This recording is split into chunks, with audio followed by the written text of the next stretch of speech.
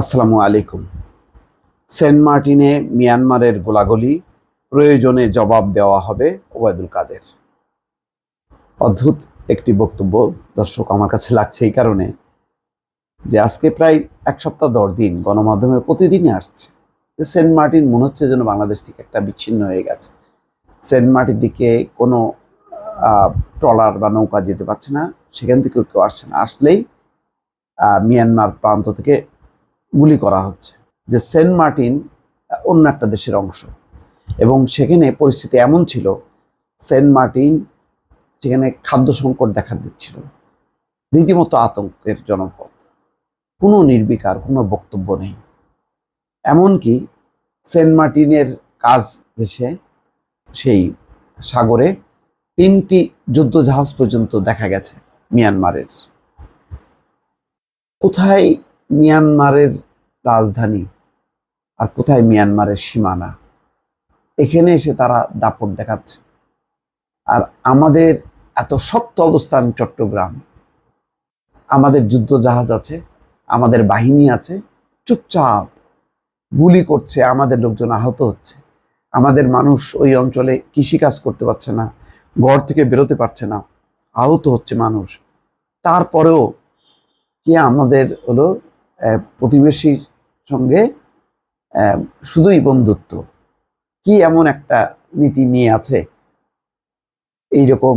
এটা কি মানে বন্ধুত্ব? কারোর সাথে শত্রুতা নাই, সবার সঙ্গে বন্ধুত্ব, নাকি এটা একেবারে নতজানু অবস্থা?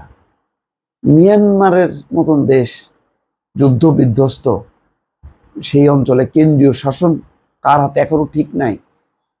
তার জন্য আমরা যুবথুবু হয়ে থাকবো? আমাদের সীমান্তে, আমাদের সার্বভৌমত্বে মানে এক ধরনের অশনি সংকেত দেখা দিবে, চুপচাপ, কোনো সরকারের কোনো শব্দ নেই। এখন ওবায়দুল কাদের বলছেন যে সেন্ট মার্টিনে মিয়ানমারের গোলাগুলি প্রয়োজনে জবাব দেওয়া হবে। তো প্রয়োজন কখন হবে? প্রয়োজন কি পড়েনি ইতিমধ্যে? এইরকম পরিবেশ পরিস্থিতিতে কোনো রাষ্ট্র চুপ করে বসে থাকতে পারে? সেন্ট মার্টিনে মিয়ানমারের গোলাগুলি নিয়ে দেশটির সঙ্গে আলাপ আলোচনার মাধ্যমে সমাধানের চেষ্টা চলছে বলে জানিয়েছেন আওয়ামী লীগের সাধারণ সম্পাদক ওবায়দুল কাদের। তেমন কোনো শক্ত কোনো আলাপ আলোচনাটাও দেখা যায়নি। আর আলাপ আলোচনা কি, বহু আলাপ আলোচনা হয়েছে, লাভ কি? আমাদের সীমান্তের ভেতরে ঢুকে তাদের যুদ্ধ বিমানগুলো মহড়া দিচ্ছে, বোমা ফেলছে, মর্টার ফেলছে, আমাদের লোকজন মারাও যাচ্ছে। তিনি বলেন, মিয়ানমারের অভ্যন্তরীণ সংকটে আমরা ভুক্তভোগী হলে সেটা হবে অত্যন্ত দুঃখজনক। যুদ্ধকে পরিহার করে আলোচনার মাধ্যমে সমাধানের চেষ্টা চলছে এবং চলবে। তবে আমাদের কেউ আক্রান্ত হলে সেই আক্রমণের জবাব দেওয়া হবে। আমাদের ভূখণ্ড ইতিমধ্যে আক্রান্ত হয়েছে। সেন্ট মার্টিন রীতিমতো বিচ্ছিন্ন বলা যায়।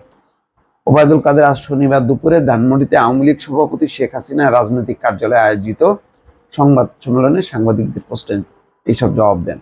আওয়ামী লীগের সাধারণ সম্পাদক বলেন, নিজেদের এত খাটো করে দেখবো কেন? আমরাও প্রস্তুত, আক্রমণ করব না, কিন্তু আক্রান্ত হলে কি ছেড়ে দেব? আক্রান্ত হলে প্রতিরোধ করতে হবে।